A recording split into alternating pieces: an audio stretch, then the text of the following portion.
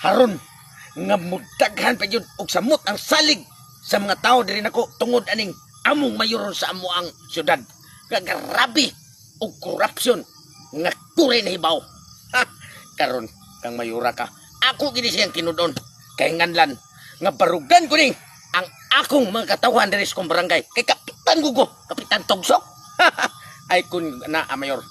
Karon i-play ko na ni.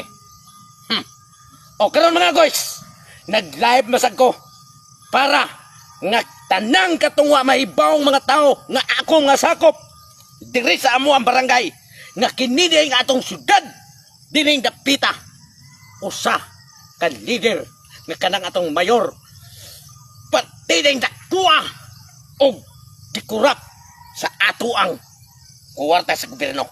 Unya, kita may tag-iya na mga guys. Di ba kita dapat makahimol na mga guys. Kay kana siya ato ra na siyang gisweldoan og boto na unaon. Oh, saman mga guys. Unya karon mga guys. Doon sa ni mayura. Ha?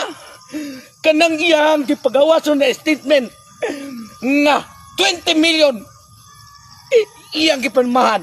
Asa na nagagi ang kwarta nga iyang gipirmahan dito ang pagpatuli ra. Pagpatuli ra? 20 million?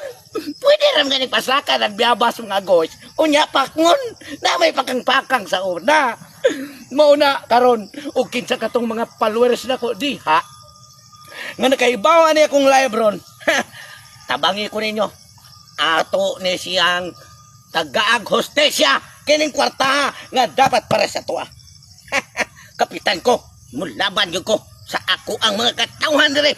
Kanang nakapisot lang aging mayura. Ato nang ipatuloy kong may mo. Ha! Kay ganlan, matuga na ginang kwartaha. Kay garapin ang nakuha ng kwartaha. 20 milyon.